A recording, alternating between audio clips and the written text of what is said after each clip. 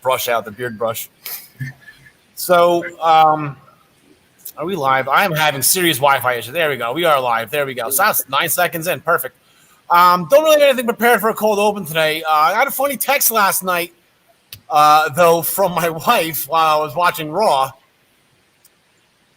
Are you ignoring me because Eva Marie's on Raw tonight?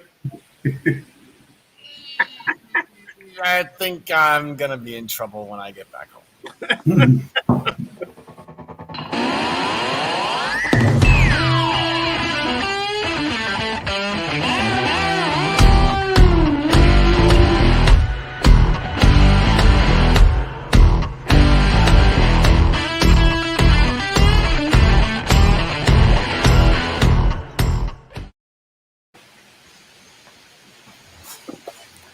All right, ladies and gentlemen, welcome to the Essential Wrestling Podcast. We are up to episode, I believe, 58. We are up to episode 58 already. On the screen with us, as always, down the bottom part of our screen, the first ever Pro Wrestling Pick'em champion, the living legend, John DeConnie. John, how are you today, pal? All right, good evening, Al. Doing well here in Jersey. How are things in parts unknown? Parts Unknown's doing great. It's my remote island location. It has been one happy island lately. A lot of horn honk, a lot of horn honking, a lot of playing of Maxine Nightingale's "Get Right Back to Where We Started From." That seems to be the theme of Long Island for the time being. Overall, at the top part of the screen with me again, as always, is Mike Veda's cousin, John Smith. John, how are you today, pal? Good, man. A little bit of a sad day for me and my family. Our house of 70 years that's been through 5 generations was officially sold today. So I went and cleared out the last of my tiny little belongings and threw away a bunch of my old backyard wrestling stuff because I wasn't about to lug that somewhere else. So other than that, doing good. All right, good. Glad to have you. Said I was over actually in your house for the pay-per-view this past Sunday. So we're gonna probably get to that. We're gonna open the show with that. But first, also on the show today, Kenny Omega got it done against Moose at Against All Odds. We're eventually going to find out what happens to a guy who slaps Brian Cage. That's exactly what Ricky Starks did this past Friday night on Dynamite, and I can't imagine it is going to be a positive outcome to that question. Gary Mehaffy is back with us once again to discuss the NXT UK Women's Championship match. That was, again, absolutely those two just can go. And history was made, not something that you see every day over at NXT UK. So we're going to get to that. Ryan Joy from MinutesToBellTime.com, he's going to be with us to discuss AEW as well. Nothing really going on in the independent scene from what we talked about earlier. I know NWA has the new all-women's show coming out headed by Mickie James.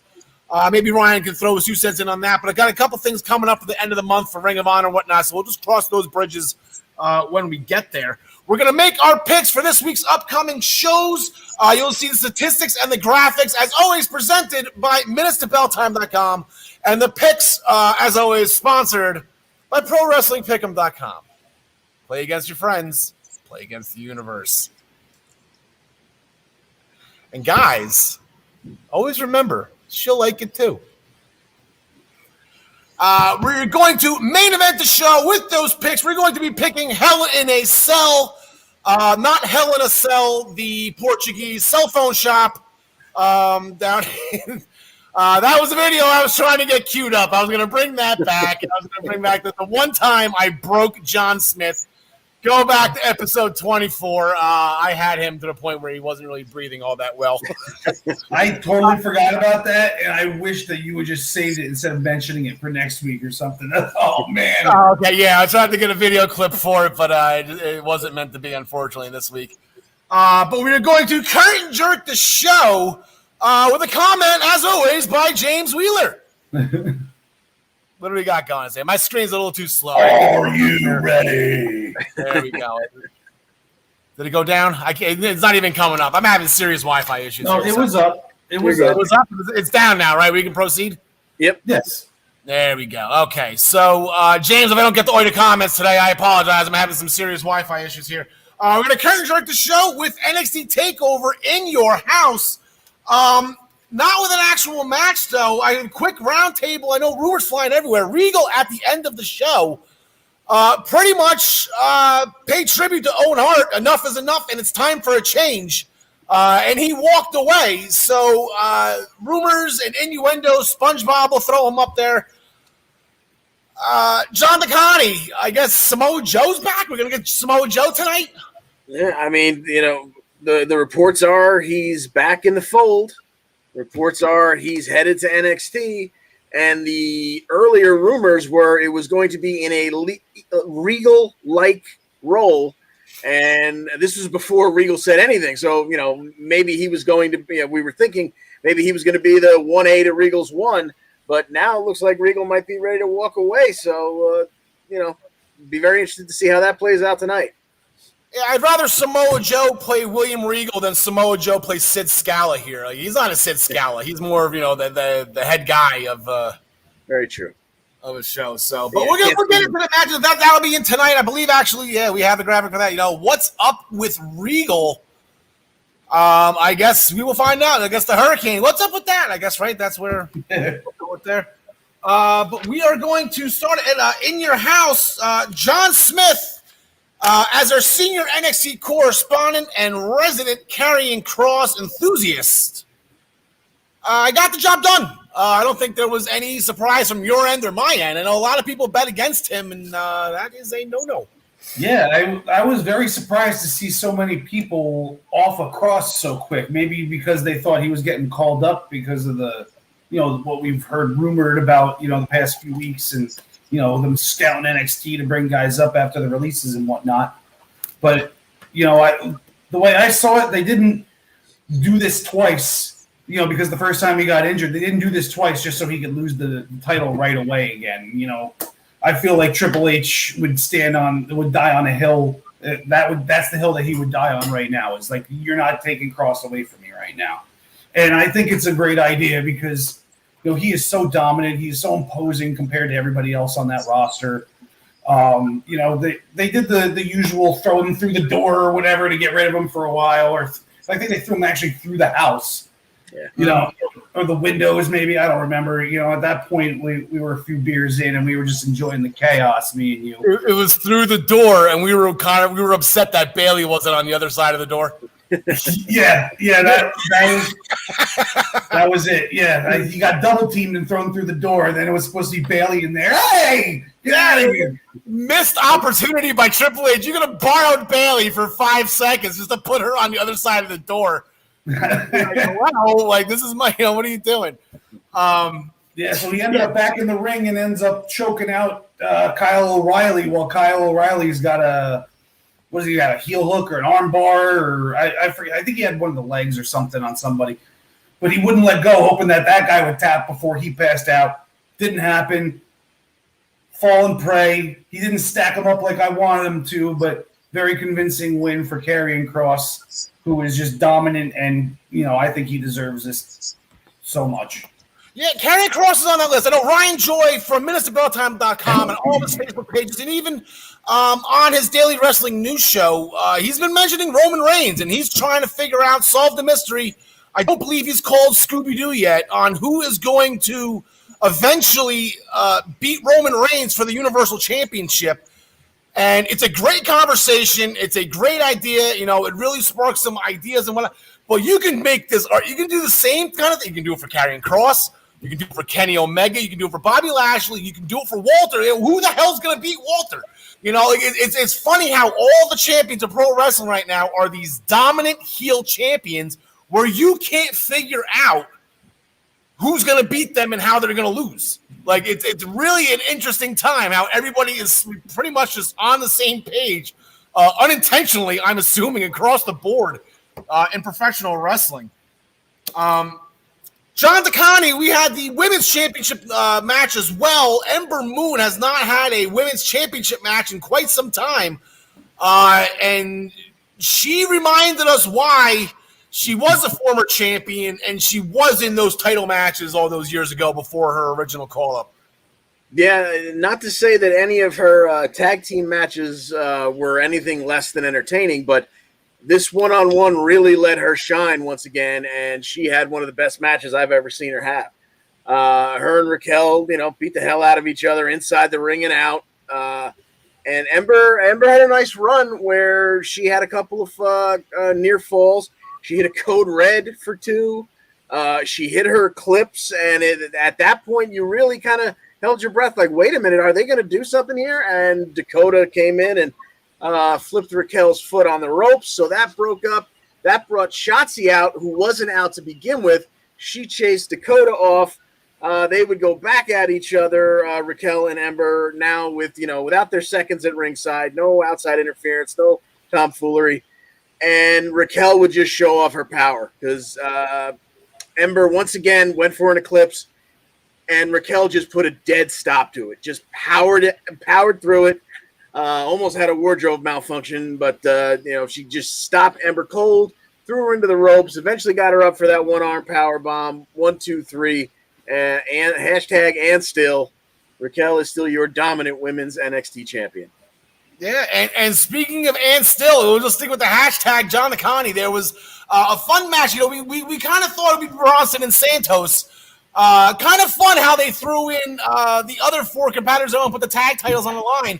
You don't see 2 championships on the match on the line in the same match. They did it, and that was fun. That was a lot of fun that first. I believe it opened the show.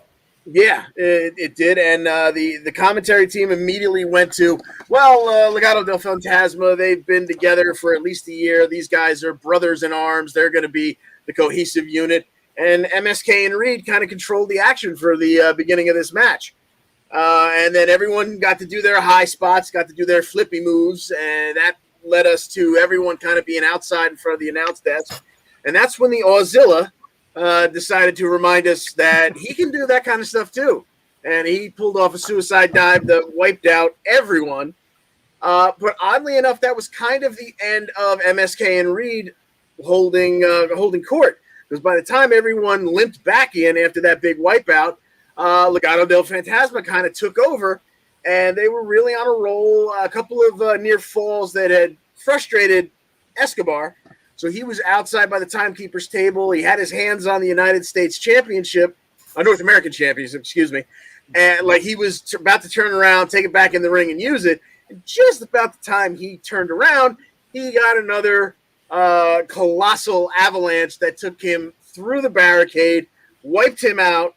Then we had, who was it, Wild that got double team next, and he was taken out, leaving Mendoza all by himself to take not only the double team and transmission, and then a big old tsunami for the 1, 2, 3, and the faces retain all 3 of their titles.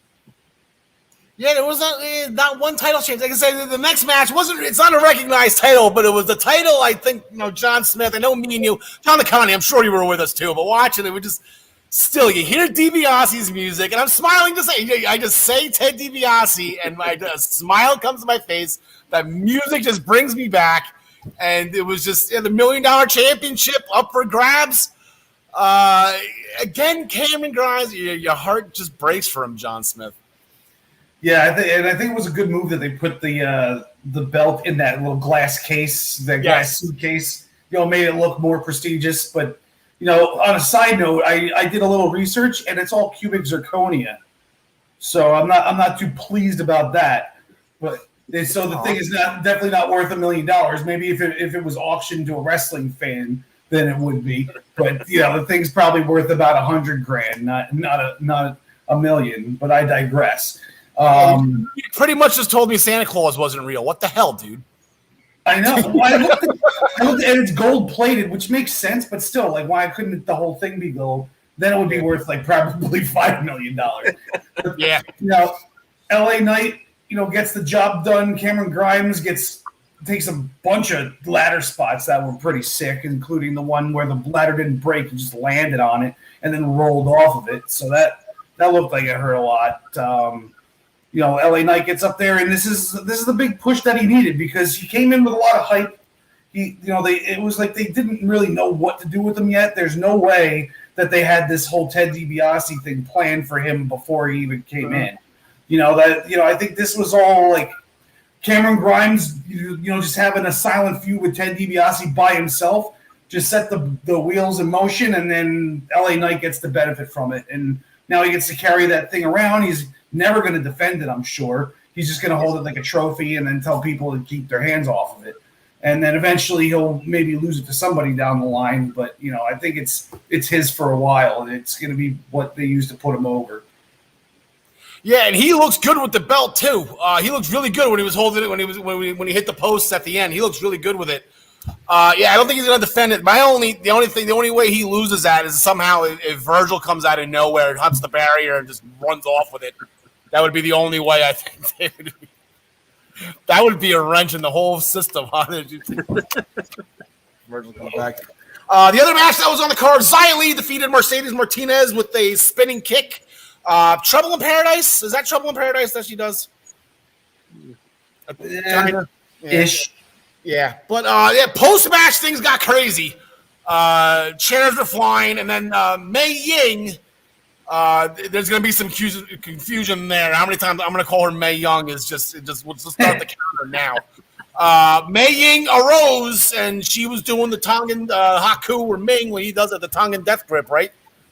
She's bringing that back off. Shout out to Ming. Shout out to Haku, whatever you want to call him. That guy was the most vicious person in wrestling. T and Shaw they made their presence felt. Mercedes Martinez, she was looking at the lights off on the side of the ramp, I believe. She got thrown off the ramp when she was approaching Mei Ying. Excuse me.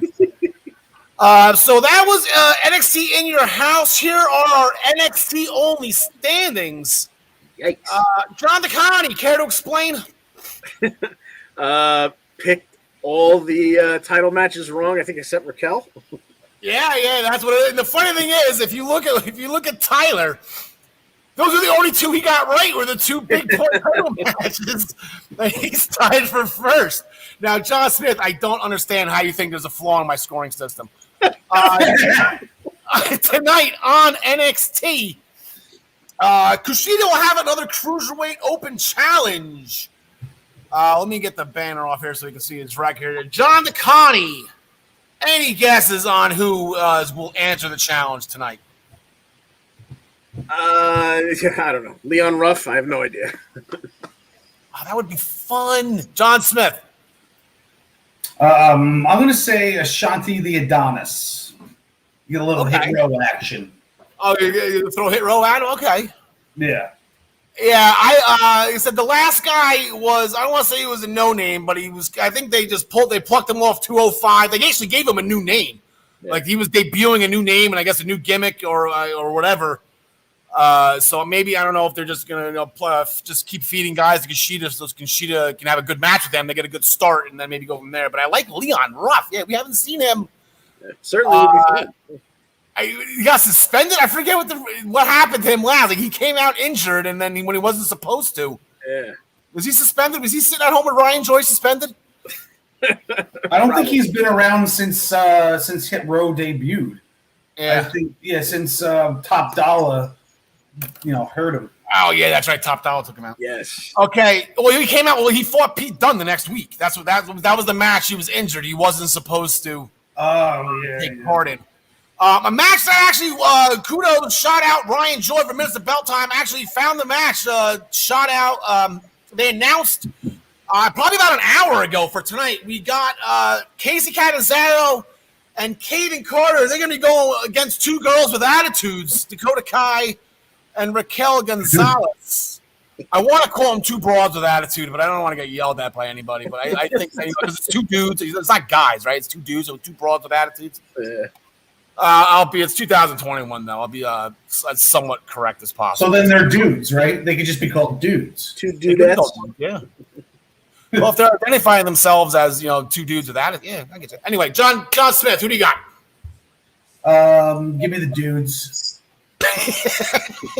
John, God. Just cut that out right there. Isolate that. Just for S's and G's, give me Casey and Caden, and this is where the crack starts between Raquel and Dakota. No, see, they don't even need it. See, Casey Caden they're better. I'm sorry, they're not better. No, I'm going Casey and Caden. They're my favorite tag team. I spy a Jersey girl, Casey Catanzaro. And then the last match that will be that we will pick. Two chicks with attitudes. Yeah, BJ's. That works. There you go. That works. Last match we're gonna pick, I guess, that what's been boiling over, and I guess maybe should have been at Takeover, but it wasn't. Tommaso Ciampa and Timothy Thatcher. They will be finally getting their hands on grizzled young veterans after a couple weeks now, where they've been screwing each other out of the tag team championship picture. John DeConnie, you, just like me, just like everybody else, just loves picking grizzled young veterans, and we love losing points on them. Exactly. Are they finally going to get it done tonight? I don't know, but just for that fact, I'm going with Ciampa and Toothless Timmy. All right, John Smith. Yeah, same here. That promo they cut at the pay-per-view was awesome too. So yeah, he's got Thatcher throwing chairs now too. This is fun. So that will do it for NXT. We're going to switch to Impact to Against All Odds from Saturday night. John DeConnie, I know as our senior Impact correspondent, and I'm sort of a genuine Impact fan. John Smith, we turned into a genuine Impact fan. I love it. It's as close to as perfect can be, but there was always just something missing. I could never quite put my finger on it. And then they solved it for us. Tony Schiavone. Oh. That was completely unnecessary. Anyway, so they went to Daly's place. Tony Schiavone did the freaking all right, John DeConnie. Anyway, Kenny got it done. Yeah. Oh my God! Now all I can think of are 1,001 ways how I want to insult Tony Schiavone. But I'll bite my tongue. I purposely wanted you to do this match just so I could make that Schiavone. The one thing missing an Impact out there is Schiavone. So Kenny and Moose put on quite a display. You know, Moose so very athletic. Kenny the best bout machine. They were flying all over the place. At one point, Moose went to take out Kenny, flew over a barricade. If it had been a full house, I think he would have wound up in about the fourth row. These guys were just flying. But conspicuous was the fact that Kenny more than once went for the one-winged angel, and it didn't quite work out. He could either, Moose wasn't worn down enough, or he just couldn't get him up on his shoulders. So they made a point of showing us that early on. And then as, things progress, we're about 20 minutes into this 22-minute match, and Moose goes for his lights-out spear, and in total heel tactic, Kenny pulls the referee right in front of the spear, so the referee is done. So that's just about the time when the Young Bucks make their way out and proceed to lump up Moose and make him ripe for the picking, and eventually they assist Kenny Omega, getting him up for the one-winged angel, and eventually they shake the referee and kind of like drop him right in front of the Omega and Moose to make sure he counts the 1, 2, 3. So Kenny retains, but that's not where the night ends. We get the lights out, we get the ICU graphic, little Sami Callihan and the Callahan Slugger are in the house, and he's taking people out, and he picks up a folding chair, and he's getting it set up right on top of Kenny's neck, Kenny Omega's neck, reminding us of what he did to Eddie Edwards. Don Callis loses his mind, sprints to ringside, which he has to do by going the length of the stage and then the stairs. He couldn't just come right from the announce desk, so it took a couple extra seconds. But in order to distract Sami just long enough for Kenny to roll out to safety, Sami gets fired on the spot by Executive Vice President Don Callis. This brings Executive Vice President, or whatever his technical title is, Scott D'Amore over. They bicker at each other all the way back up the tunnel, and we don't know where everything stands right now, but apparently Sami is a free agent.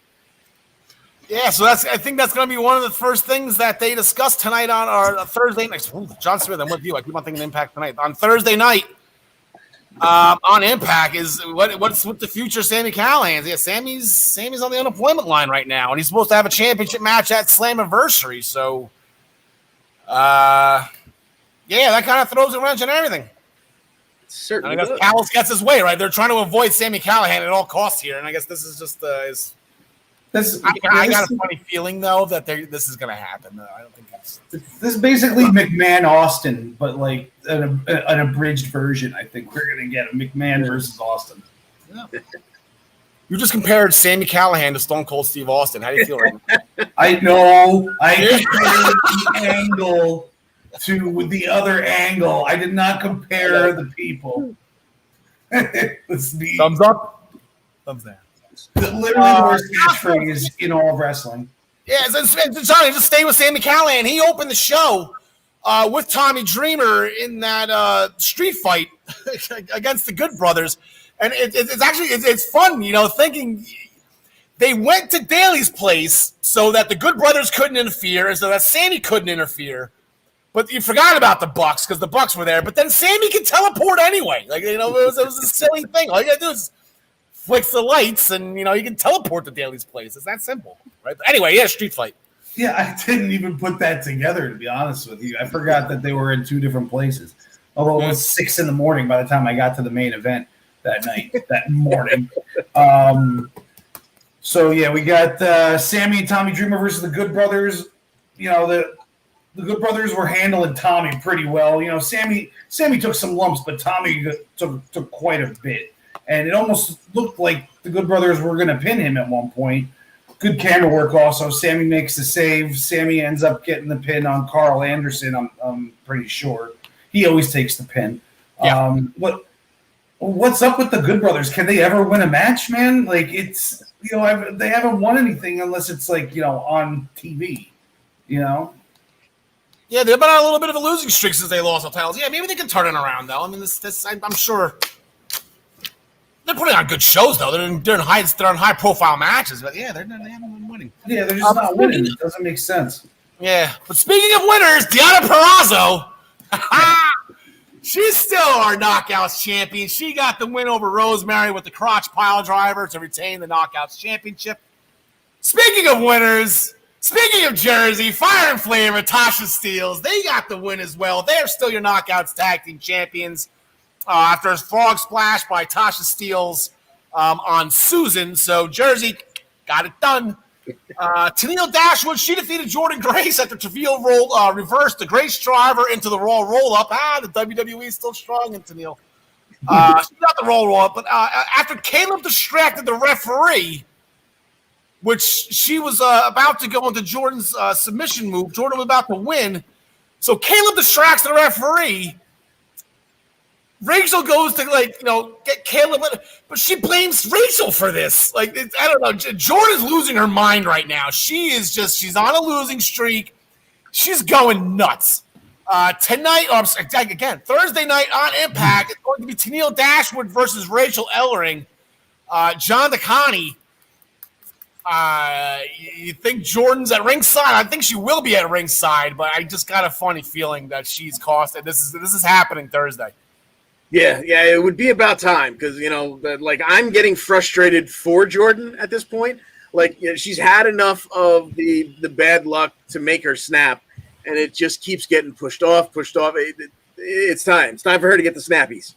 So yeah, I don't know. She's misdirecting the anger. Rachel didn't do anything wrong, and she was getting yelled at. It was. So as far as the match goes, I don't know if that plays out during the match or after. I would assume it plays out after. So, give me Tennille winning this match, maybe through Caleb or something like that, and maybe that's the spark that sets her off. John Smith, who do you got? I'm going to go with Jordan. Maybe they'll postpone that heel turn for a week. And it'll be and Rachel will actually have to help her win this time, and Rachel's wrestling. It'll hurt her ego even more. Rachel's wrestling. Oh, it's Tennille and Rachel. Sorry, I misheard you. You're good. It's okay. I probably said it wrong. I do that. Damn, I had this whole scenario in my head too. I'm going to say give me Rachel. All right. W. Morrissey, he defeated Rich Swann after 3 massive power bombs. That Cass Morrissey, whatever you want to call him, you can't call him Cass anymore because Cass was a completely different person who looked completely different. Like Morrissey is just a force to be reckoned with. He's going to be tough to beat down the line. Maybe he beats Kenny Omega. How about that? John Smith, Violent by Design had a pretty good night. They defended the tag titles against Decay, and then they got the win over Kojima. Oh, yeah, they did get the win over Kojima. Yeah, I got that one wrong. Yeah, I did so well on this show. I thought that I got that one right, So, yeah, it was Black Taurus and Crazy Steve. AKA the Job Squad at this point because they can never get it. They can never get a victory. Them or Rosemary, when it counts at least. Them versus Diener and Rhino because they're the Freebirds now. Yes, and Eric Young obviously gets his 2 cents in during the match and helps the guys win. And it wasn't that great of a match in my opinion, but I just liked seeing Black Taurus and Rhino square off. That was fun. Yeah, I don't know why. I guess we were talking. Maybe we were going somewhere else with Deshaun last week. How did we not put that together? You got 2 big animals and bull and a rhino trying to. Because they were in the ring together. I'm like, oh my god, this is the most incredible thing I've seen. Like this is the best part of the night. That was great. I love Taurus. I love Rhino too. That was great. But Diener got the win. Diener got the Diener DDT in. And good for him, because you know what? He's been the kind of the weak link of Violent by Design recently. So that was good for him. He got a little bit of a confidence boost. He got the win, defended the titles. If he would have lost those titles in the first title defense, that would have been a tough thing for Diener to bounce back on. So good for Diener. Then John DeConnie, we had a number 1 contenders 5-way X Division match. Ended in a no contest. So, in your opinion, are you pissed or are you like, okay, that was impressive. They have something planned in Impact I Trust? In Impact I Trust. That's a good one. Well, that was exactly the thing. It was the juxtaposition between the ending there and the ending in the main event where the referee's taken out. And the tomfoolery happens and whatnot. Yet in this one, this is a 5-way match. So in essence, there is no disqualification. And we got about 12 minutes of exactly what you would want out of these 5 lunatics. The X Division, just flying all around. So, a couple of cool double submissions and whatnot too. And then we get Madman Fulton, who just decides to destroy everyone. And the referee throws it out. And the fact that you just had maybe the match of the year between the X Division champion and TJP, he gets the night off because we're going to show these 5 guys go at it. They're going to tear the roof off the place, and then you get no finish. Like this left a lot of people pretty pissed off. Maybe they've got an interesting idea. Maybe something cute is coming along, but I think at the moment this pissed a lot of people off. I get it, but when does Impact do this? This is what I'm saying. It's silly in Impact I Trust, but like they're doing this for a reason. There's a point behind this. This isn't Raw where they're just we'll just book it for next week. We'll do it again next week. There's got to be something behind this. There's going to be a reason to this. And like I said, John Smith, he's on the train right now. John Smith, who's your next X Division champion? Madman Fulton. There you go. Just because of that display, that's right.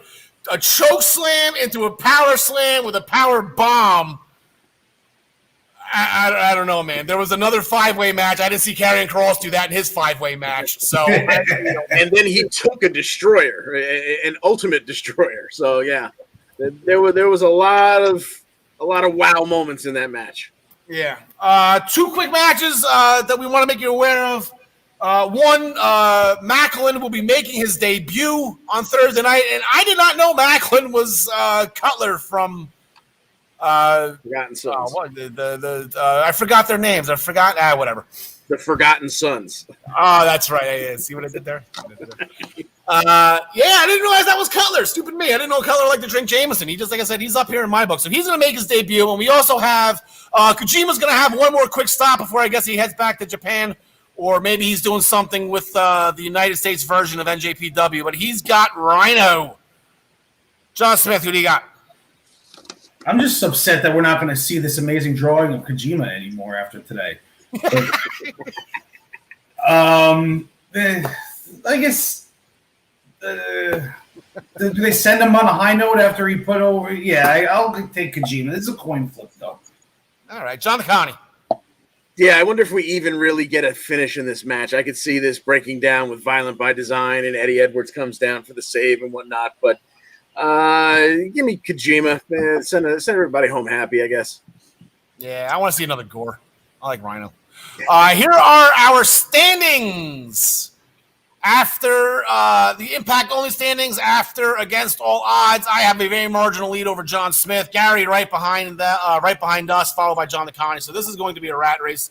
Tyler did not get anything in on time, so he's now back to being Tyler Adelle, officially on the bottom of the pool. So, gentlemen, we will bid you adieu for the time being. We are going to bring in recently mentioned. What about overall standings?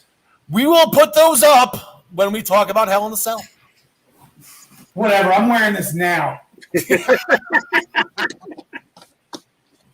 All right, boys. We will see you in a little bit, and we will bring in Gary Mehaffy from Northern Ireland. Gary, top of the evening to you, my laddie. Good evening, sir. Hope you're doing well.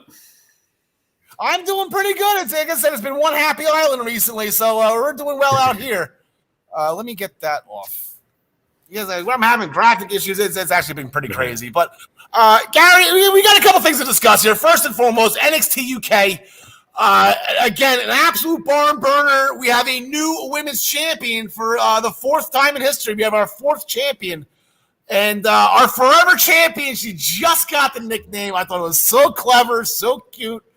Because, the dog, get these dogs and the puppies are forever homes. I thought she's a forever champ. And it just, 2 months later, there she goes. But incredible.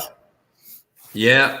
I've been absolutely outstanding match. And actually, when I was watching the show and I realized how long was left in the show when they were going to start, I thought, okay, we are getting a long match. And they did. They got like the 20 minutes.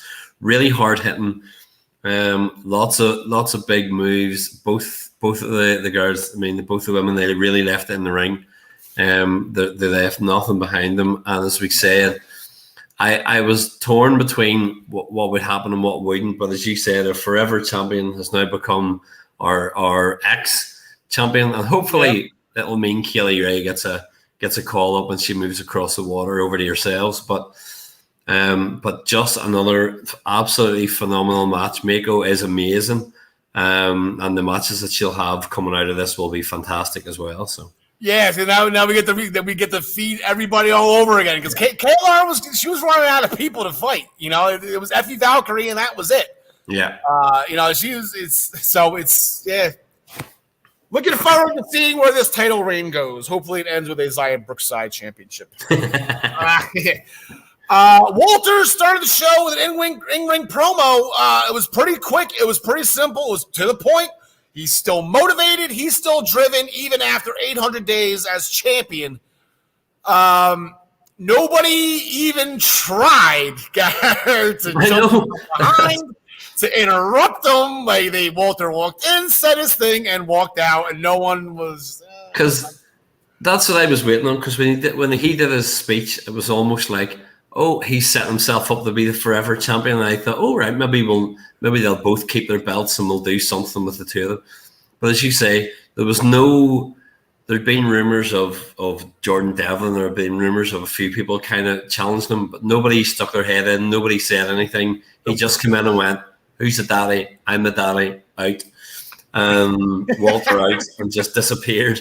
And nobody mentioned it again as the whole show went on. So I imagine over the next few weeks, you'll have people do that. You'll have some people start to kind of stick their head in. Or maybe if we end up having a three-way with Rampage and Coffee and Dragunov, maybe At the end of that, Walter comes out and kind of challenges the winner of it or whatever. But we'll maybe head that way. But yeah.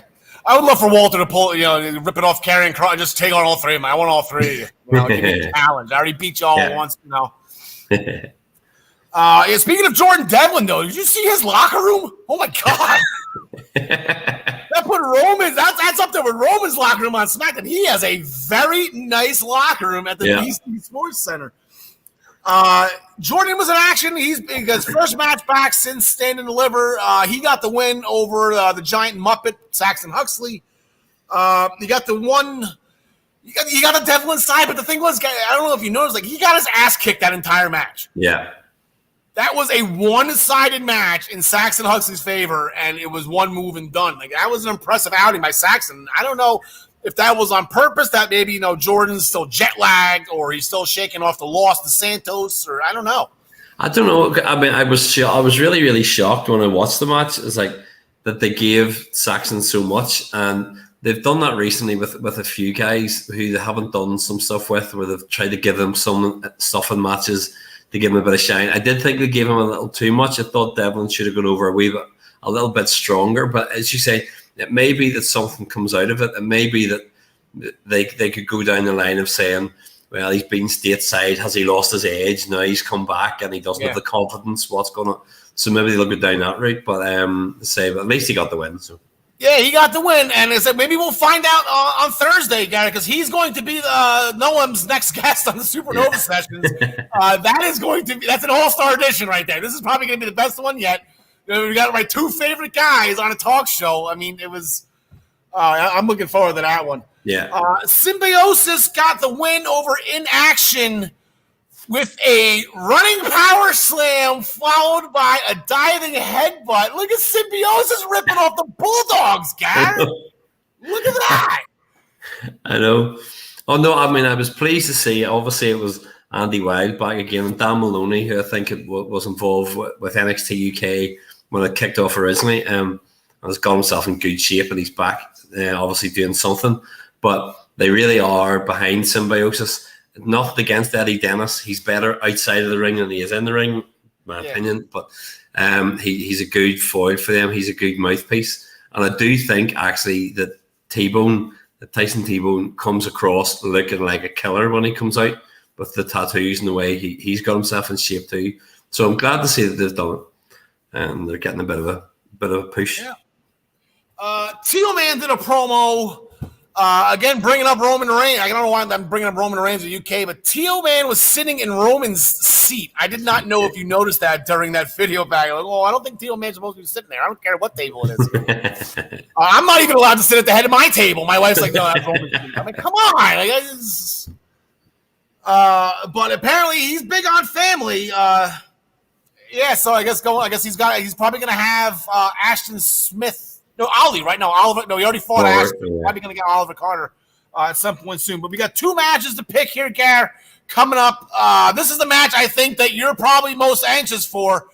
You got Subculture in a mixed tag against Ginny and Joseph Connors. Subculture get the rebound win here. Yeah, I'm going for that because Ginny and Joseph have been involved in costing matches recently for Subculture. So I'm going to say Subculture get their win back here. So, yeah, actually, well, how about this? Like I said, I'll go with Connors and Ginny just for the fact that actually, you know what? No, it's the other way around. I'm going to go Subculture. I'm with you. I want to see who this third person that's going to enter this feud with Team Ginny here. Yeah. So, you've been kind of putting money on Gradwell. If that is Gradwell, it's not going to be Thursday because he's got Wolfie in his own match. They had a little bit of a run-in last Thursday, so they're going to get at it. Yeah, and I'm actually, against my better judgment, I'm going to go that Sam Gradwell's going to win. I really do think that he's had the last 6 months has been make or break for him within the brand, and I really think that he's made it, and that they're going to give a little bit of a push, and that this will be something to do with Gallus because they're obviously like, I want them, and I think that Gradwell will beat him, and then we'll go to Mark Coffey next. So I think Gradwell's going to take it. All right, Garrett, we're going to change topics just a little bit here while we have you on screen.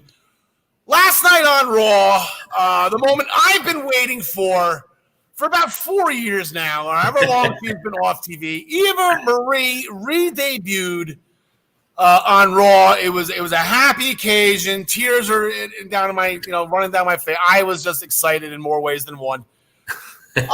She had Piper Niven with her, and James threw the comment, and I want to exactly just. Why did they do Piper Niven so dirty? It almost ruined the debut for me because they crapped on Piper so badly by not naming her. I mean, we were talking backstage before we started, and we were saying that had they even said, I mean, if they want to change her name, fine, but if they'd have said, "Oh, we recognize her. She was previously known as Piper Niven. She's from NXT UK." That brings recognition. It means people watching Raw go, "Oh, there's an NXT UK. I didn't know that." And then you bring more recognition to the brand. I thought it was silly not referencing her at all. That the fans who know are going to go, "What?" But I do have to say, poor Jack Stars. Yeah, Jack's gonna be heartbroken. Poor Jack. Somebody make sure Jack's okay. Yeah. If anybody at NXT UK is watching right now, please call Jack and make sure he's okay. But yeah, I just thought they just did her so dirty, and it ruined my. I said it. I was excited, Eva Marie, and yeah, she even didn't wrestle. Whatever. That's you're falling into the trap already. She's pissing people off. This on purpose. But anyway, just doing Piper like that, I couldn't believe they just. But I mean, the other side of it is, I'm glad to see her get the call up. I'm loving this fact that she's on Raw, obviously, and having another face from the UK there has been brilliant. So, more power to her. Hopefully, she succeeds when she's there. So. Yeah, and it's not like it's like the UK is already well represented over there between Nikki Cross and the Raw Women's Champion is the former NXT UK, the first ever NXT UK Women's Champion. So it's not like we're not stupid anyway. Gary, we have Hell in the Cell coming up this Sunday. Any wild predictions? Any picks? Anything you want to get off your chest real quick before we let you go? Well, I can't go against Drew. Obviously, I'm going to have to keep going with Drew, but. I'm thinking there's gonna be some sort of schmoz, might be the wrong way to put it, in the Alexa Bliss Shayna Baszler match. I'm going for a no contest in it. Okay. And I think something's gonna happen that'll not quite be Lily causes something, but there'll be something happen and we'll have some sort of double DQ or no contest in it. So I'm gonna go for that. All right. Sounds good, Gary. Gary, always a pleasure talking to you. Thank you for staying up late, as always. No problem. We will see you next week. Yep. See you then. Have a good one. All right. So we're going to bring back in John Smith. He's not there right now. Maybe he'll pop in. He likes to pop in and surprise me. Doesn't look like it. I believe we bring in Ryan Joy as well for Minutes to Bell Time as we get our AEW on. Ryan, how are things going today? Things are very good today, and I'm glad to be back off suspension. I don't know. I didn't really know about the suspension. I just had to take some time off, and I got suspended for it. But luckily, the suspension cleared before the next episode, so I guess I'm good.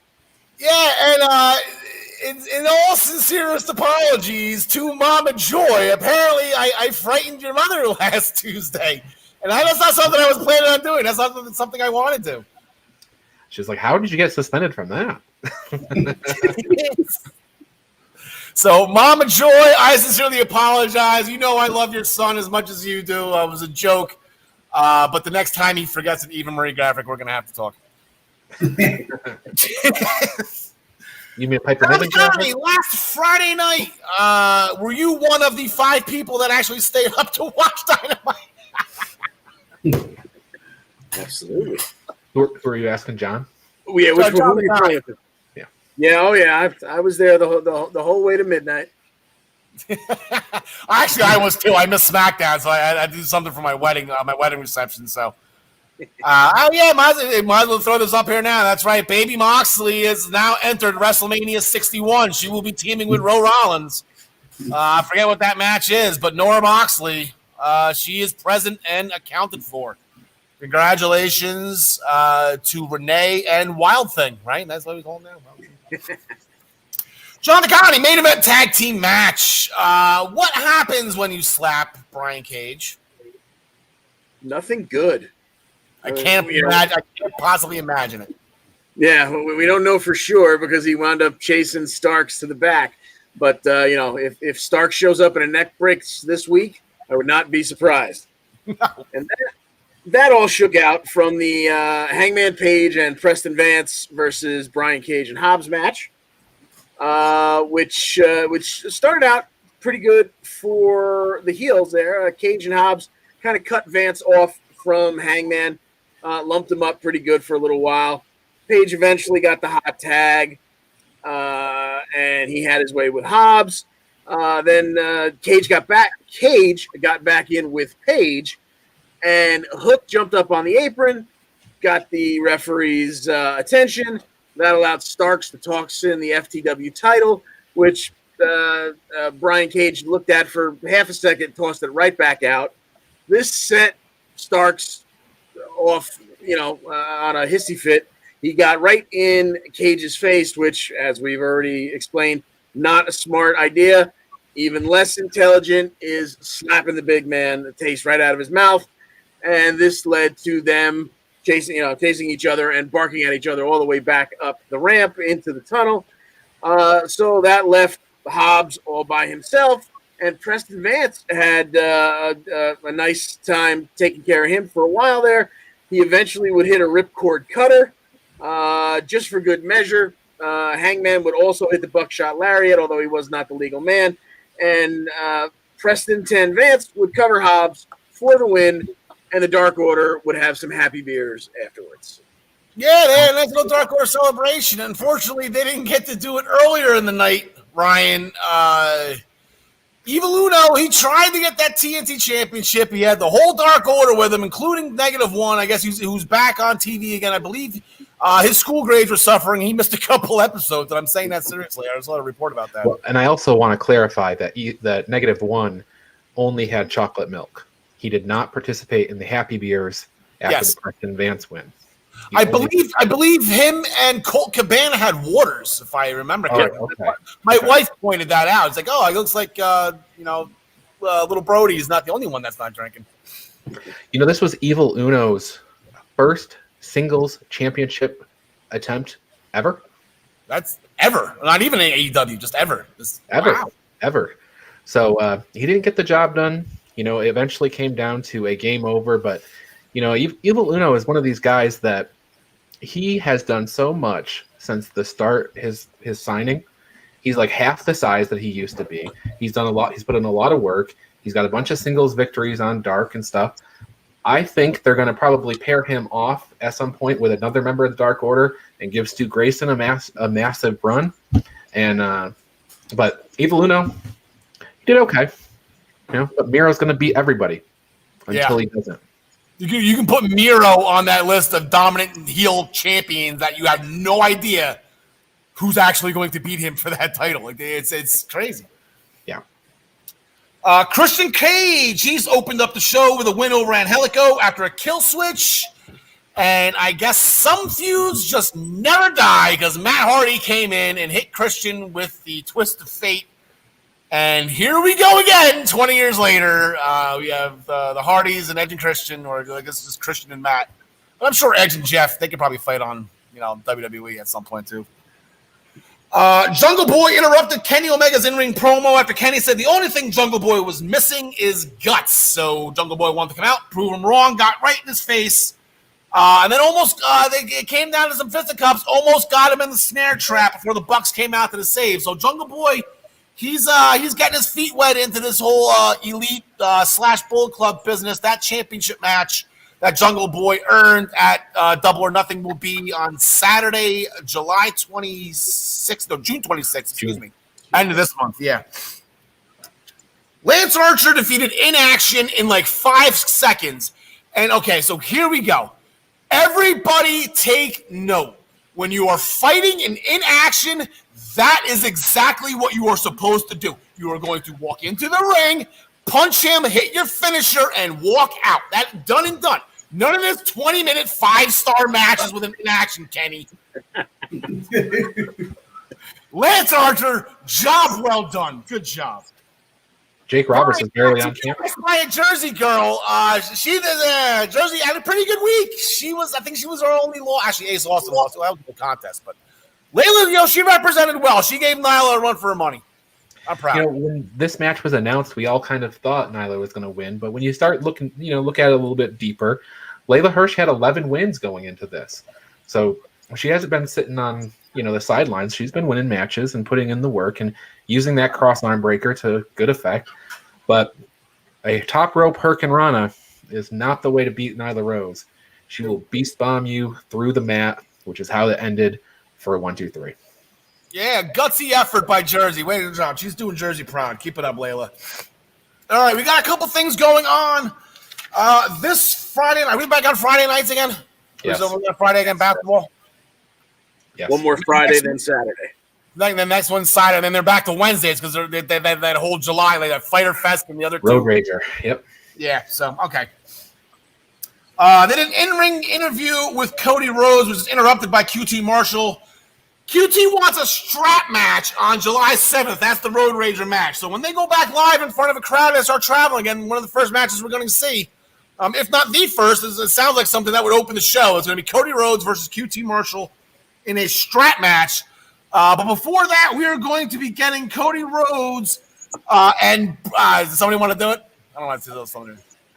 Brock Anderson! Yeah, Brock Anderson, son of Arn, double A. That'll be the last time I try to impersonate Heyman with the Brock part. I'm sure everyone's done it on every podcast when they found out Arn's kid's name is Brock. They're going to be against QT Marshall and Aaron Solo, son of Han. Ryan, who do you got on this one? Well, I think Brock has to get the win here, right? So I think Aaron Solo is going to eat the pin. And I don't know why they didn't just name him Bob or something for wrestling. Like, Brock is obviously taken. Just something else. John DeConnie. Yeah, I've got Mini Arn getting the win here. John Smith. Anyone going to go? I'm going to go factory on this one. I think QT is going to pin Anderson. Yeah, I'll go with QT. Yeah, I'm going to go QT, but see. Here's going to be the test. It's almost like say when you're the son of a very legendary professional wrestler, like Dominic Guerrero has to do the frog splash right, Charlotte has to do the woo whatever right. Where do you think what to watch? Brock Anderson's spine buster. That's what's going to be, I guess, graded here. See if it's It has to be transmitted, I guess, is the phrase. It has to be thunderous. Yes. Darby Allen, he was challenged by Ethan Page and Scorpio Sky to find a partner that was not named Sting. Darby said, screw it. He just told Sting to stay home, and he's going to fight these guys by himself. So look at the balls on Darby here, John Smith, as you run back to your chair. Look at the balls on Darby here, John. Yeah, I got Darby winning this, and I think he'll get some help somewhere. All right, well, like I said, it's not going to be from Sting because he told Sting to stay home. Ryan Joy, if that's anybody, does he have any other friends? I don't think so. Tony Hawk. I don't think he's got any friends. I think Sting will be there. Page and Sky win the match for me. They're on a roll. They're going to the tag titles. They're winning the tag title. Very good. I like that. They're going to the tag titles. I don't know if they're going to win, but they're going to go there. I think I would like to see them win it, John DeConnie. Yeah, I'm with Sky and Ethan Page as well. I think Darby he doesn't lose the match. Well, he loses the match by pinfall, but he puts on such an amazing effort because they beat the holy hell out of him for 15 minutes, and you can't believe he's still alive, blah, blah, blah. But, yeah, I think Page and Sky got to win this. All right. I'm going to go Page and Sky as well. Then, like I said, Sting will be there. He's not staying home. He will thwart. I love that word. I love typing that word on my notes every time somebody comes down for a save. He will thwart the evil attempts of the post-match attack. Orange Cassidy, he is going to be going up against Caesar Bononi, Ryan Joy. You're throwing some shade here, Caesar, in this graphic here, but it seemed like they had a new little faction formed with Little Ziggler and a couple other guys that I can't remember their names. So it's Ryan Nemeth, JD Drake, Peter Avalon, and what's his name? In Action? Right. And In Action are in a faction together. They're called the Wingmen. And what they do is they come out to the ring and they lose against named talent. So that's what's going to happen on this show. So it's almost like the Wingman is I don't say ripping off the Job Squad. There's 2 Job Squad references in one episode. We talked about it in 59 episodes. We only brought up the Job Squad once. Brought them up twice today. So is this like another Job Squad kind of deal? Like they're making fun of themselves for losing? Yeah, it's kind of like that, except they get all their wins on the, dark and elevation and stuff. But when they have to wrestle somebody that matters, they look at the lights. Gotcha. John DeConnie. Yeah, give me Orange Cassidy here. Even Cesar Bononi's a big dude, but somehow we get the I don't know what's his submission. Orange Cassidy. He does the orange and he does the beach break. Beach break. Man. All right, John Smith. You want to make it unanimous? Yeah, give me Orange. All right. Jim Ross is going to be sitting down with Andrade El Idolo. I'm sure Andrade's got a couple things on his mind that he wants to say, get off his chest. Should be fun. In a match last week as well, Eddie Kingston, Pac, and Penta, they defeated a team of the Young Bucks and what's this Cutler's first name now? It's not Jay, it's not Wes, is it Steve? Brandon. It's too many Cutlers in my life right now. Yeah, very good. I think everybody nailed it. I think Travis actually was the first one to say it too. Cutler's there to eat the pin, and that's what Brandon Cutler does. He got the spinning reverse back punch move thing that Eddie Kingston likes to do. He does like this. He's like, woo! I have a spinning chair. I want to use it. Then there's a post-match attack by the Young Bucks, and the Good Brothers came out and helped.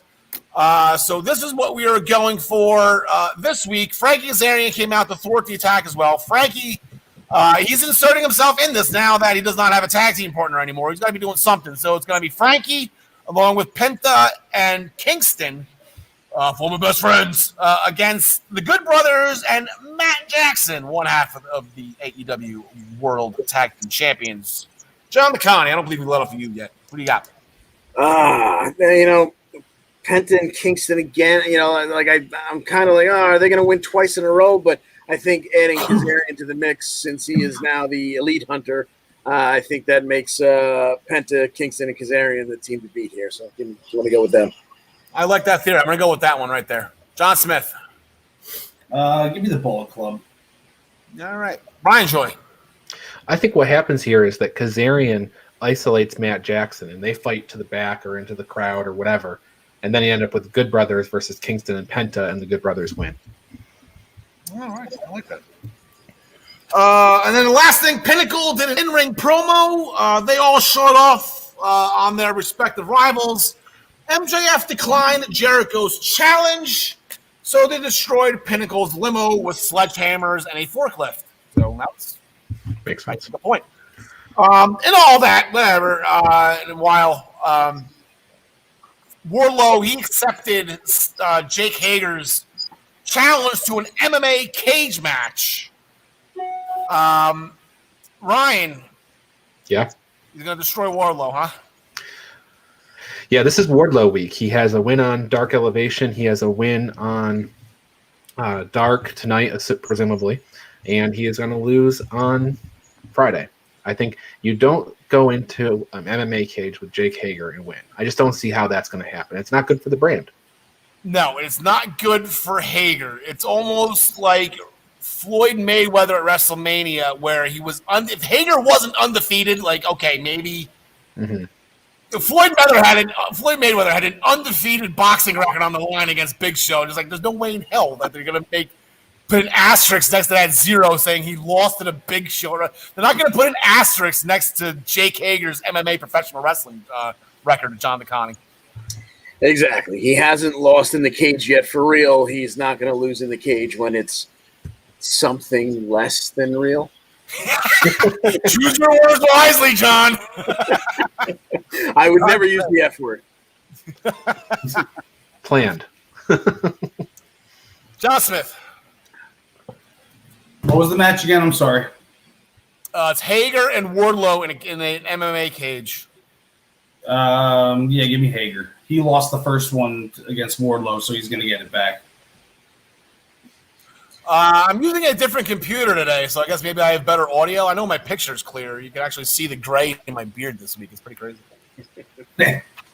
So that will do it for AEW. We're going to transition to WWE, the main roster. We'll do a quick rundown from Raw last night. I got to get the right notes here. Where are you, Raw? There we go. As mentioned earlier, Eva Marie, after a long-awaited time, she made her Raw debut with a win. Now, this is a genius philosophy, a genius strategy by Eva Marie. She had somebody else wrestle for her, and she still got the win. So she's still a genius. She's still doing her thing.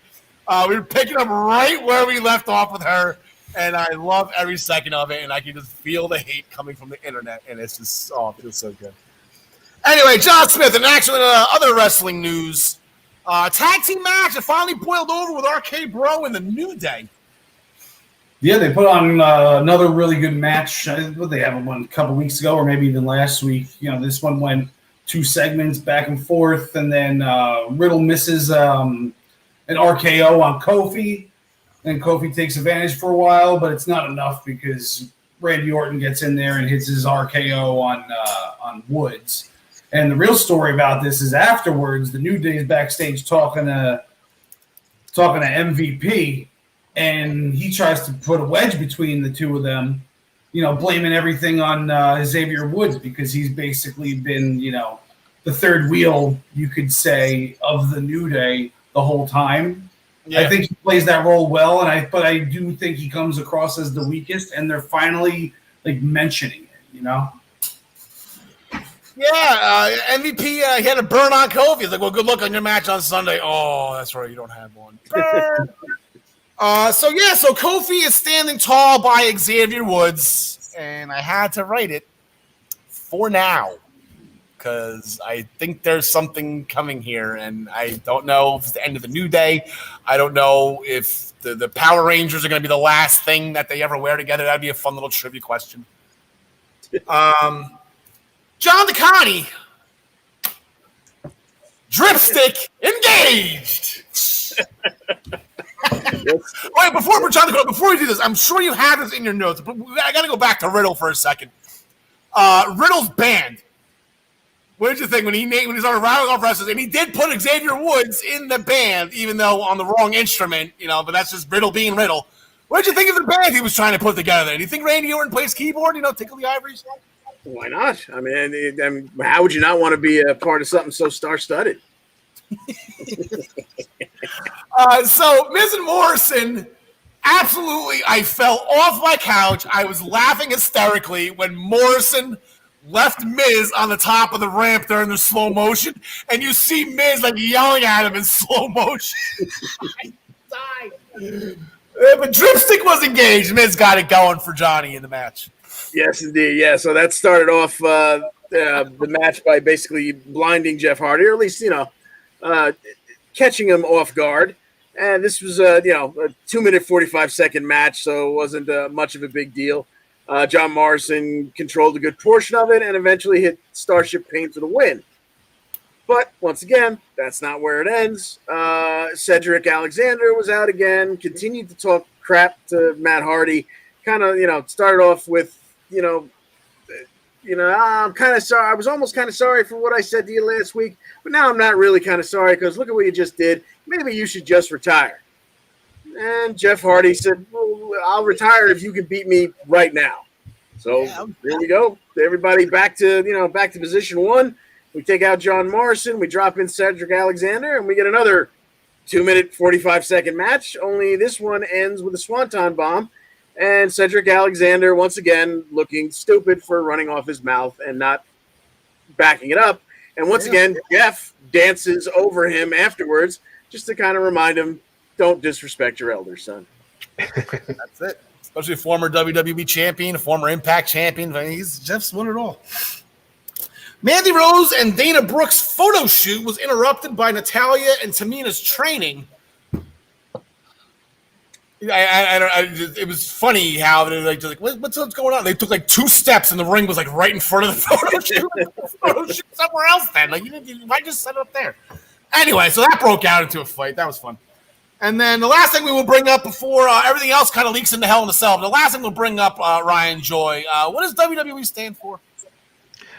Walk with Elias. And what does it mean in his matches now?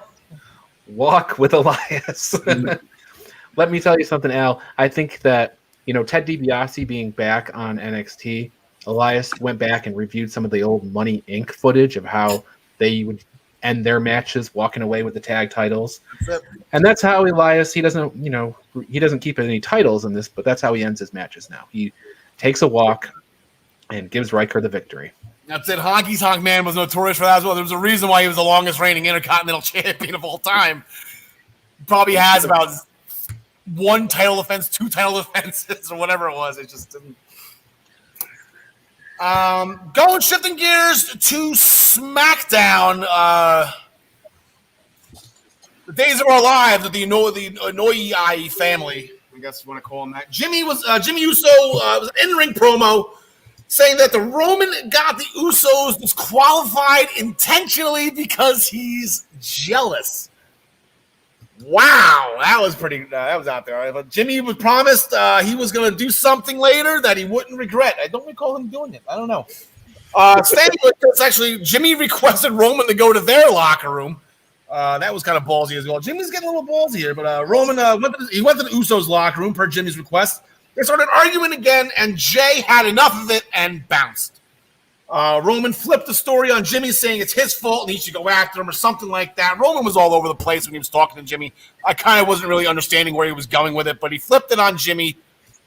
Jimmy felt bad, so Jimmy had to be the one to go get Jay. It's like almost like the parents were fighting and the kid just walked away. I don't know why that was in my head, but let's not fighting. Anyway, John Smith, we had a rematch from last week in the women's division. This time, Jersey got it done. Good job, Liv. I knew she'd get bounced back. Yeah, it wasn't a very long match. It felt a lot longer than it was, to be honest with you. It was only, I think, 2.5, 3 minutes long. But the big takeaway here is Carmella, even though she lost, insisted that the announcer is still the most beautiful woman in WWE, Carmella. Yeah. That's how he introduced her as well. So we'll see where that's going. Maybe she's just going to lose a bunch now and keep forcing the announcer to do that. Maybe that's her angle. I don't know. Yeah, and unfortunately, I mean, he'll always have to announce that because, me too, James. I'm with you on this one. She's working hard. She's a Jersey girl, so that's something that you really kind of can't beat Carmella for. Like, you can't beat her for her looks, right? It's not like a title or a $1 million belt or it's a crown. That's something we're going to talk about in about 2 minutes. John DeConnie, Montez Ford had a one-on-one with Gable. Gable was in the back. I guess he kind of half apologized as well for their altercation last week with Otis and whatnot. But Otis, he's like, Otis is still pissed. But anyway, they had the match with Montez, and Gable was right. Otis is still pissed. Yeah. So this was supposed to, I think, start out as a tag match, but then it wound up with, all right, we're going to go out. It's going to be Ford versus Gable, and Otis and Dawkins are banned from ringside. So we get into it. We got Gable out wrestling Ford. He's controlling the beginning of the match, and then we cut to the backstage, and we see Otis and Dawkins beating the hell out of each other backstage. We go back to the ring, and Ford starts to build a little bit of momentum, and that's when Otis forgets about Dawkins backstage, makes his way out to ringside, and just flat out attacks Ford and just lumps him up something good. He hit that second buckle bullfrog splash that he got some serious distance on, followed up with a Vader bomb before the refs and the agents came and split them all up. And eventually Dawkins would limp out and kind of throw his body on top of Ford to try and protect him. But essentially was all over at that point, and the Alphas kind of, left with a smirk on their face. You're not even going to bring it up? Okay.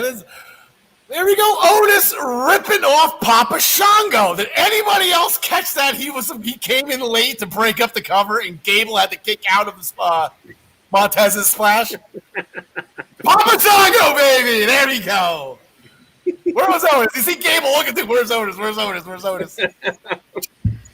Kick out. Oh, that's all right, though.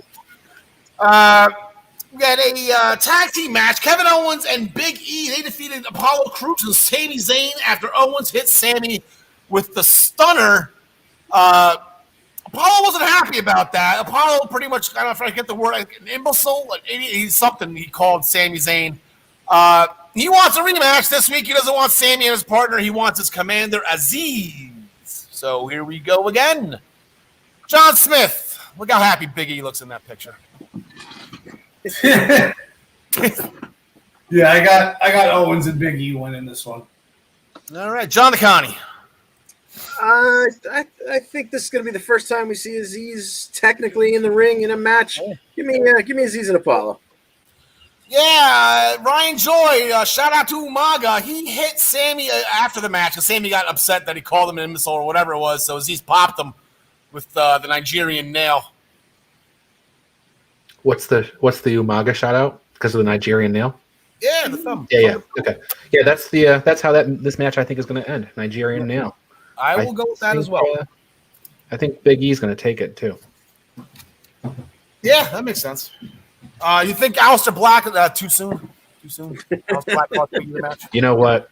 Anything can happen in the World Wrestling Federation. There you go.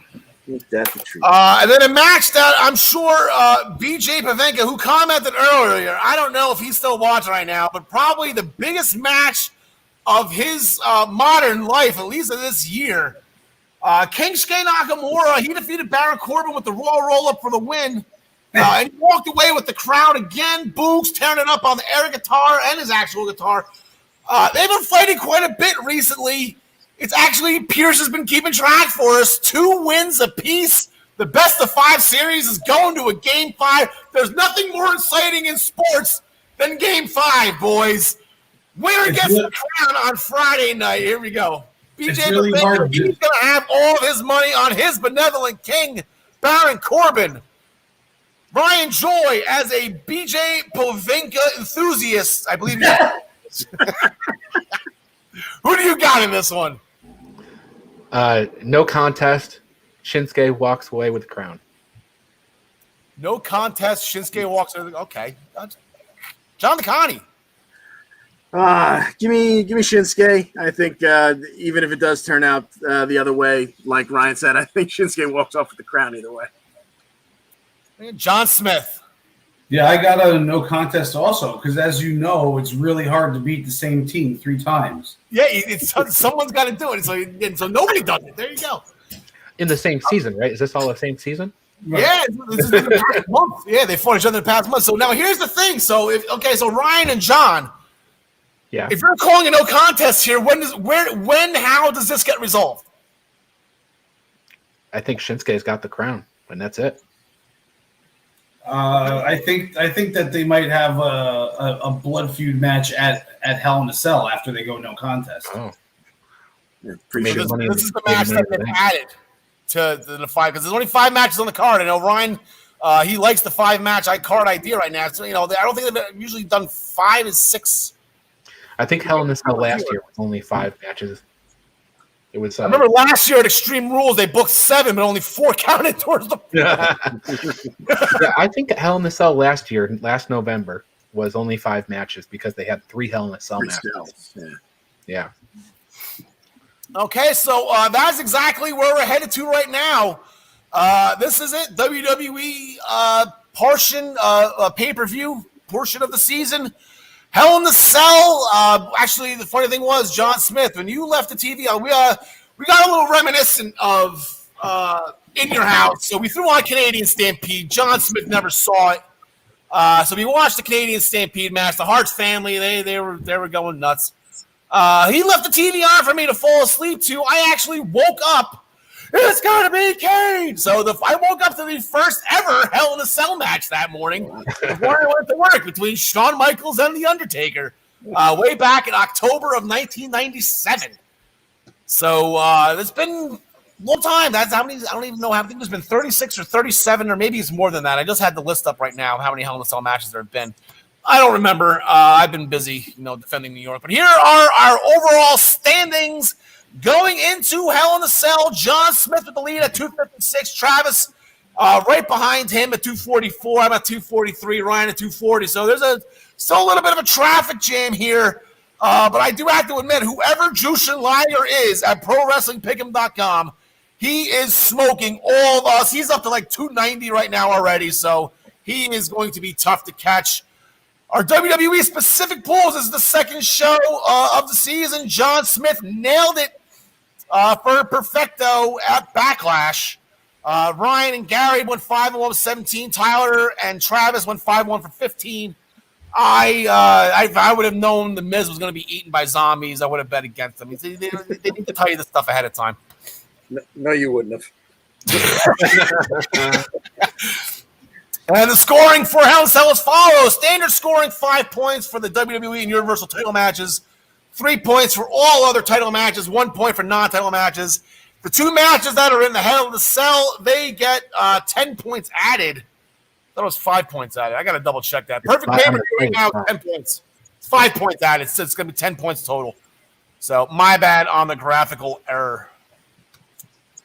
All right, Hell in a Cell. So back to SmackDown.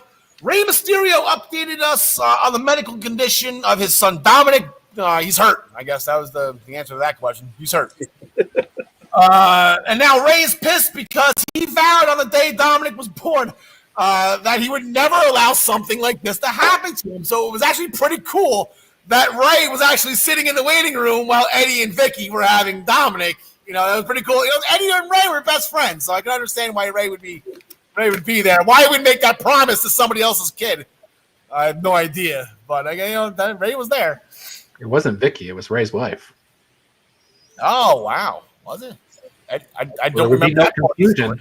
There would be no confusion about who Dominic's father is if it was Vicky Guerrero's the wife. Is that John DeConnie? Were you watching wrestling at that point in time? I just thought it was just they just gave Rey the kid because they couldn't have kids or something like that.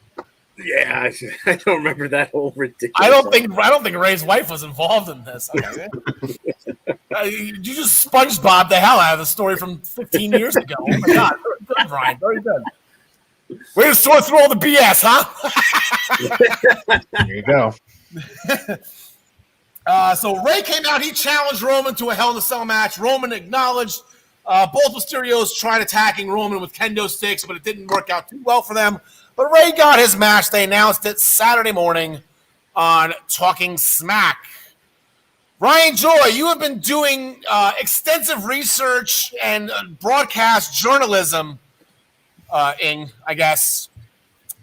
the question of who is going to beat Roman Reigns eventually and become Universal Champion. Out of all the research that you've done and the answers that you've been giving, has anybody said Rey Mysterio? 3 people. Three people said Rey, really? On Family Feud style, I asked 55 people, apparently. I got 55 answers on this in the Body Slam Brigade private Facebook group, and 3 people selected Rey Mysterio.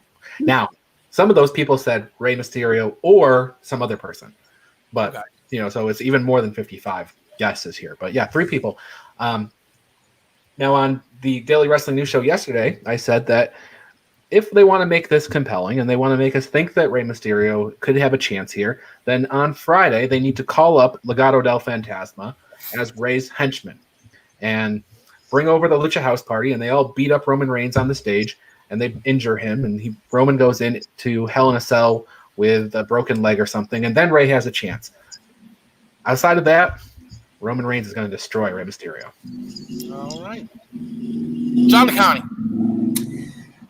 Yeah, unfortunately, I think Roman plays lawn dart with Ray, just like old times. John Smith, both of these men have competed in Hell in the Cell before, Hell in a Cell. Excuse me. I always get this confused, Hell in a Cell or Hell in the Cell. They both competed inside the cell before. Roman is 4-1-1 all time. Rey Mysterio is also 1-1, or I guess not also, but Rey Mysterio, a lot of ones there. 4-1-1 and then 1-1. But none of these guys are strangers to the cell. Roman has been in them a lot more frequently. I can't remember who the no contest was. Strowman, right? Was the no contest? I don't remember. I think it was Strowman. Anyway, who do you got on this one? Obviously it's going to be Roman. I'm just thinking that this might set the record for the shortest Hell in a Cell match of all time, and then we might get some. I think this is going to be the main event, but I think it's going to be a pretty short Hell in a Cell match, and then we're going to get something big happening after the fact. I don't know what, maybe like Jey Uso or Jimmy Uso or whatever getting involved. I don't know. I think it would tie because Ray's been in 2 other Hell in the Cell, so it would probably be a 3-way tie for the shortest.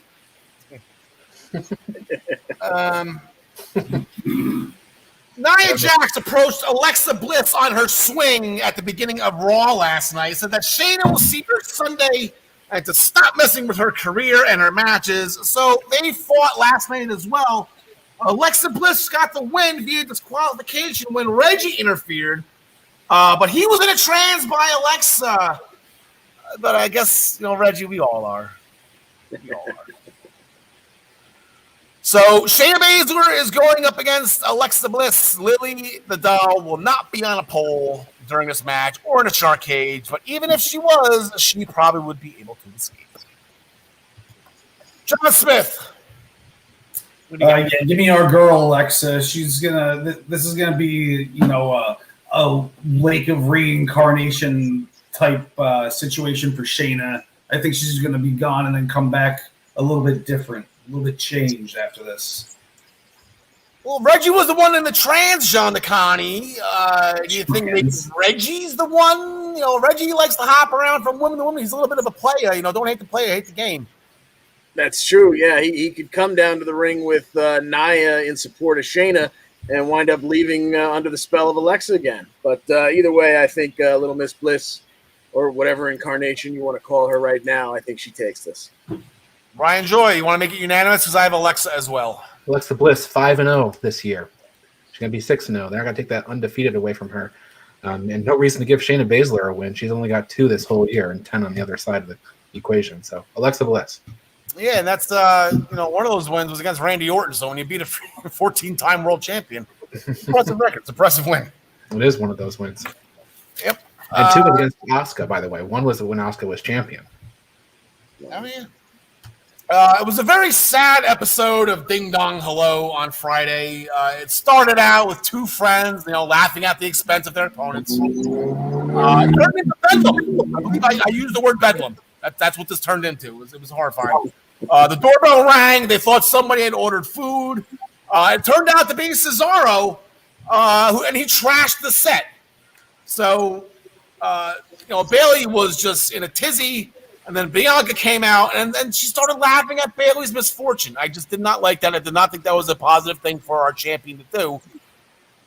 So they're going to fight about it. But we knew this match has been booked for a while now. Bayley looking to regain the SmackDown Women's Championship. That would be her 3rd title defense. She's going for her 3rd title reign as SmackDown Women's Champion. John Smith, are you going to do Bianca dirty early? Get the belt off her this early? I think that she should be dropping this belt to Bayley because Bayley's doing the best work of her career, but at the same time, she also doesn't need the belt. So I'm going with Bianca to keep the belt for now. All right, Ryan. Hard to argue with John Smith on that. And plus, Bianca's not lost this year, and there's not many people that you can say that about. Just her and Alexa Bliss and Roman Reigns. So make it 10-0 for Bianca. All right, John DeConnie. Yeah, I think for all the reasons previously listed, it makes sense Bianca holds on here. Does anybody else think eventually we see Sasha poke her head in and we see some kind of a 3-way match heading towards SummerSlam? Sure. Yeah, she's got to be coming back soon. Yeah, SummerSlam Vegas. You can't have Sasha Banks not be on that card. You know, like that's.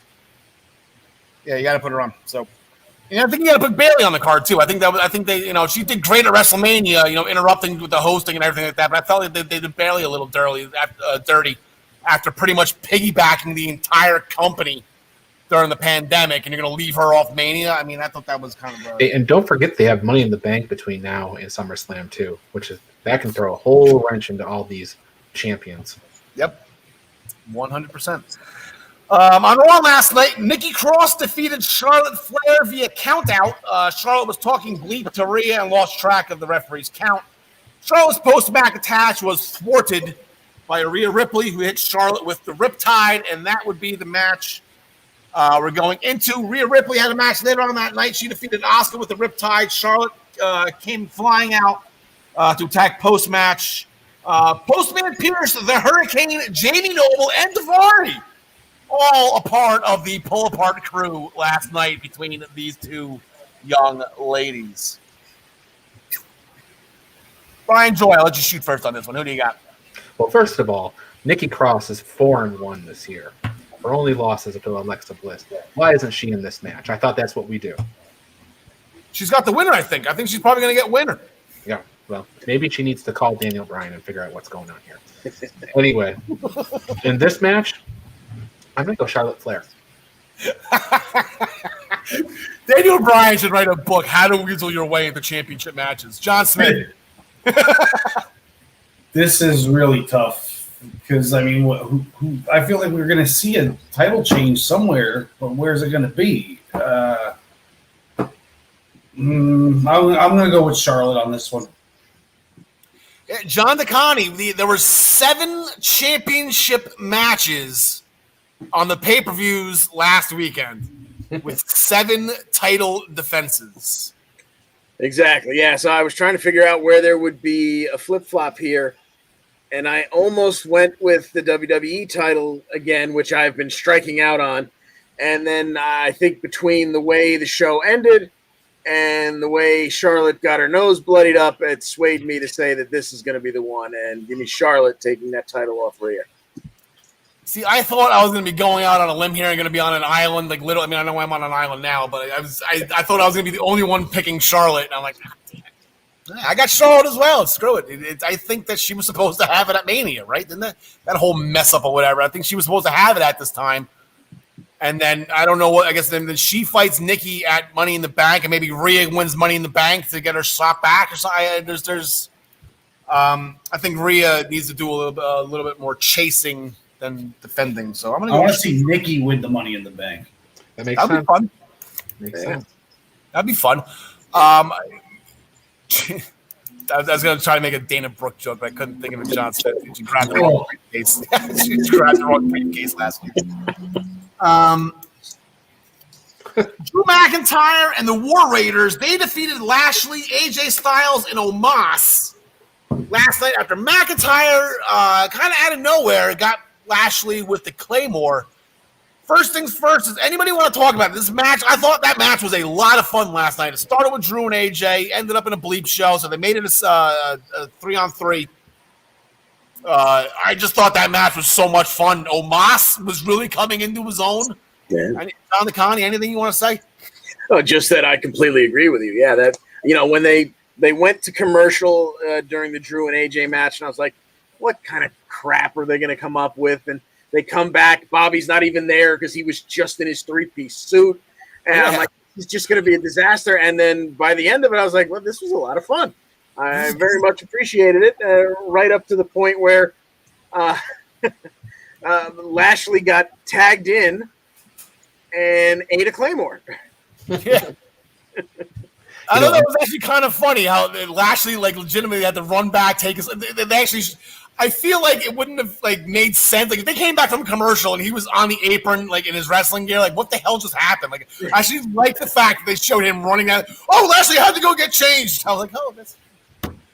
Anyway, so that sets up for this. Ryan Joy. What I'm thinking here, Bobby has been in the back recently with MVP, and even on, in the ring, on screen or whatever. Every time he's on screen, he's got all these women around him. He's got the fanfare. He's got MVP blowing smoke up his ass. Is Bobby getting a little? You think he's going to get comfortable here now? Actually, specifically now after he just ate a Claymore Monday. So you think maybe that's a wake-up call, or it just seems like he's being. Everything's like a party to him now. Do you think he's focused on this? I think he is. I do. I see exactly what you're saying, but I think he is focused. I think he's going to win the match, too. I think Drew McIntyre is going to be on Raw for a few weeks, not knowing what he's going to do. I can't challenge for the WWE Championship anymore. What do I do? Oh, I can go win Money in the Bank. That's what I can do.